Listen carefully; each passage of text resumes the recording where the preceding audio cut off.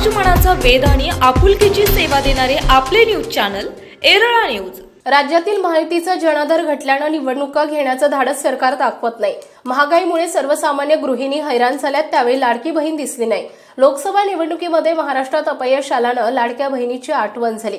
ही मूळ काँग्रेसची कल्पना आहे। आम्ही अगोदर कर्नाटक तेलंगणामध्ये राबवली आहे। या योजनेचा राज्यात काहीही परिणाम होणार नसून आगामी निवडणुकीमध्ये महाविकास आघाडी 200 पेक्षा जास्त जागांचा टप्पा पार करेल असा विश्वास माजी मुख्यमंत्री पृथ्वीराज चव्हाण बाबा यांनी व्यक्त केला आहे। पिंगळी तालुका माणेतील वैभव मंगल कार्यालयात आयोजित कार्यकर्ता मेळाव्यात ते बोलत होते। यावेळी ज्येष्ठ विचारवंत मधुकर भावे, माजी आमदार ॲडव्होकेट रामहरी रुपणवर, प्रदेश सचिव रणजित देशमुख, अजित पाटील चिखलीकर, राजेंद्र शेलार, MK भोसले, बाळासाहेब माने, विश्वंभर बाबर, डॉक्टर संतोष गोडसे, विजयराव शिंदे, मधुकर पाटील, बाबासाहेब माने, राजूभाई मुलानी, विष्णू अवघडे, नकुसा जाधव यांची प्रमुख उपस्थिती होती। पृथ्वीराज चव्हाण म्हणाले, योग्य वेळी संवाद मेळावा आयोजित केला आहे। मागच्या वेळी मान मतदारसंघामध्ये परिवर्तन होण्यासाठी तडजोड केली होती। माणमध्ये एक चुकीचं नेतृत्व आणलं, त्याचे आपणच गुन्हेगार आहोत। मागील वेळी मतदारसंघ सोडण्यासंदर्भात कार्यकर्त्यांशी चर्चा विचारविनिमय केला होता।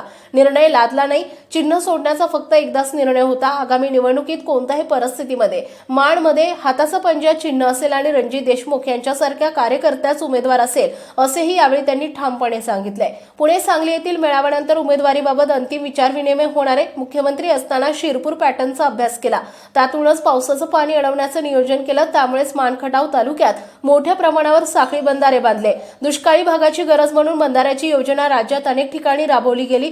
त्याचे ढोल बडवून कोणी राजकीय फायदा उठवू नये। महागाई, युवकांची बेरोजगारी, शेतकऱ्यांची दुरावस्था, भ्रष्टाचार, संविधान या मुद्द्यावर निवडणूक लढवणार असल्याचंही त्यांनी यावेळी स्पष्ट केलंय। मधुकर भावे म्हणाले, राहुल गांधी यांनी पदयात्रा काढल्यामुळे देशातील जनता निर्भय बनली। या यात्रेमुळेच महाराष्ट्रासह अन्य राज्यात लोकसभा निवडणुकीत काँग्रेसला चांगलं यश मिळालं। हीच परिस्थिती विधानसभेलाही राहणार आहे। माण मतदारसंघामध्ये रणजित देशमुख यांचीच जीत होईल। पृथ्वीराज बाबा हेच खरे जलनायक आहेत। त्यांनी दुष्काळी भागाला कोट्यवधीचा निधी दिला, म्हणूनच पाणी योजनेची कामे झाली। रामाच्या नावाचा गैरवापर केला, म्हणूनच अयोध्या, नाशिक आणि राम मंदिर असलेल्या काही ठिकाणी भाजपचा पराभव झाला। सर्वसामान्यांची हाय लागत आहे, म्हणून सध्याचं सरकार पडणार आहे। ॲडव्होकेट रामहरी रुपणवर म्हणाले, माण मतदारसंघ हा काँग्रेस पक्षाचा होता, आताही हक्क सांगावा लागेल। या संदर्भात आपण जाणीवपूर्वक लक्ष देणार आहे। रणजित देशमुख यांनी प्रास्ताविकांनी स्वागत केले। यावेळी त्यांनी मतदारसंघाचा सविस्तर आढावा देत निवडणुकीला सामोरे जाण्याचा निर्धार व्यक्त केला। डॉक्टर महेश गुरव यांनी सूत्रसंचालन, तर संजय भाऊ साळुंके यांनी आभार मानले।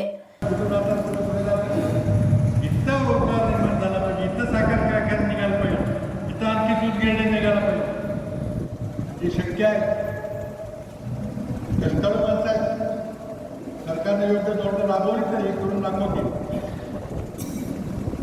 म्हणून आज तुम्हाला मी विनंती करत आलेलं आहे की निवडणूक आपल्याला संघटनेच्या माध्यमातून लढायची आहे। संघटनेच्या माध्यमाचे खूप कमी आहे, त्याचं धननाटी आहेत, प्रचंड मोठ्या भ्रष्टाचाराने पैसे कमवलेले आहेत। माणसाचे मतं विकत घ्यायला लागले। लोकसभेला झाला पाहिजे 500 रुपये 1000 रुपये मताला विकत घ्यायला पाहिजे। काही लोकांना सांगितलं आम्ही आमचा स्वाभिमान विकणार नाही। डॉक्टर बाबासाहेब आंबेडकरांची राज्यघटना विरुद्ध मोडायला निघाला। तुम्हाला आरक्षण बंद करायचं आहे, तुम्हाला पुन्हा वर्ण व्यवस्था आणायची आहे। आम्ही तुम्हाला मतं देणार नाही, किती पैसे तुम्ही ते प्रयोग होणार। पैसे वाटायचा, मतं विकत घ्यायचं।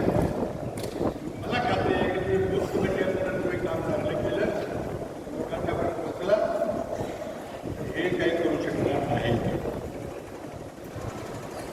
लाडकी बहीण काय मला लोक विचारतात ही आंतरराष्ट्रीय अर्थशास्त्रामध्ये मिनिमम बेसिक इन्कम या नावाने ही कल्पना काही जगातले काही देश राबवायचा प्रयत्न करतात। मी कर्नाटकच्या विधानसभा निवडणुकीमध्ये महालक्ष्मी या नावानं आश्वासन दिलं की मी बघितलं 2000 रुपये देणार।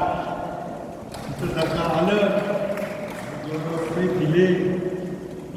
नुसती 2000 रुपये दिले नाहीत तर तिथं एसटीचा मोफत प्रवास दिला, 200 युनिट लाईट फ्री दिली। तेलंगणामध्ये विधानसभेची निवडणूक झाली नुकतीच, तिथं आम्ही ही योजना राबवली, सांगितलं 2000 रुपये देणार, दिले। देखील आपला जाहीरनामा घेतोय. निश्चितच 1500 रुपयाचं नुकसान भरपाई होणार नाही. तर इतकं मोठ्या प्रमाणात महागाई वाढवलेली आहे, त्याच्यापेक्षा जास्त पैसे द्यावे लागतील. म्हणून ही योजना तरी भाजपवाले म्हणले की आम्ही पैसे देतो, की भाजपचे पैसे नाही, या महाराष्ट्राच्या कष्टकरी जनतेचा हा कराचा पैसा आहे. ही योजना महाराष्ट्र सरकारची आहे, भाजपची नाही. मी मुख्यमंत्री असताना जेव्हा रिक्षा ॲम्ब्युलन्सची योजना आणली, जर गेल्या 15 वर्षाचा हिशोब काढला तर ज्या प्रकारे काँग्रेसने या ठिकाणी ताकद दिली, काँग्रेसने बाबांच्या रूपानं नवनिर्माण करण्याचा प्रयत्न केला आणि त्याचं मूर्त स्वरूप या ठिकाणी मानमध्ये आलं. जर मागच्या 20-25 वर्षाचा इतिहास बघितला, ज्यावेळेस काँग्रेस आणि राष्ट्रवादी वेगळी झाली, 99चा अपवाद सोडला तर कायम या मतदारसंघामध्ये काँग्रेस विचारसरणीचा आणि काँग्रेसच्या वाटबाजीवर आमदार या ठिकाणी निवडून आले. या ठिकाणच्या सगळ्या कार्यकर्त्यांची मागणी आहे की भविष्यामध्ये काँग्रेसच्या कार्यकर्त्यांना या ठिकाणी काम करायला संधी मिळाली पाहिजे. बाबा, आपण सातत्यानं हा दुष्काळी भाग आहे, या दुष्काळी भागाला पाणी आलं पाहिजे, मूर्त सरोवरात पाणी आलं पाहिजे, या ठिकाणी उद्योगधंदे उभे राहिले पाहिजे, म्हणून सातत्याने तुम्ही प्रयत्न केला. आमच्यासारख्या कार्यकर्त्यांना तरुणांच्या हाताला काम देण्याच्या दृष्टीने उद्योगधंदे तयार करायला मदत केली.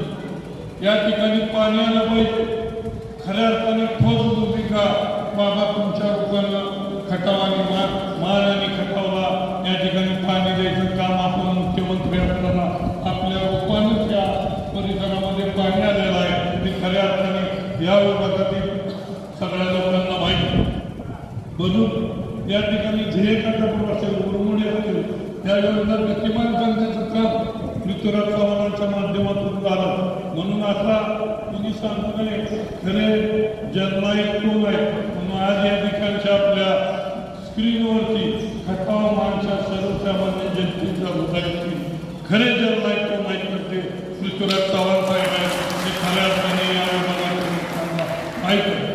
काय लोक दावा फोडतात, मी माझं घरचं कुटुंब घेऊन पाण्याचं पूजन केलं जातं, हे पावसाचं पाणी आहे, हे काय उरमुडे जे गटावर आणि ते मूचं पाणी नाही, हे जे पाणी आलं ते पृथ्वीराज चव्हाण साहेबांच्या माध्यमातून आलं. खऱ्या अर्थानं हा जो हे जे रणजित देशमुख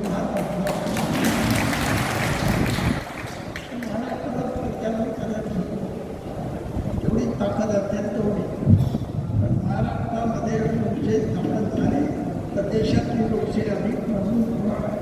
हा महाराष्ट्राच्या यशवंतराव चव्हाणांचा महाराष्ट्रानं केलेले तुम्हाला असे वाटते 19 कायदे आपले असे आहे की जे केंद्रीय कायदे म्हणून स्वीकारलेले आहेत.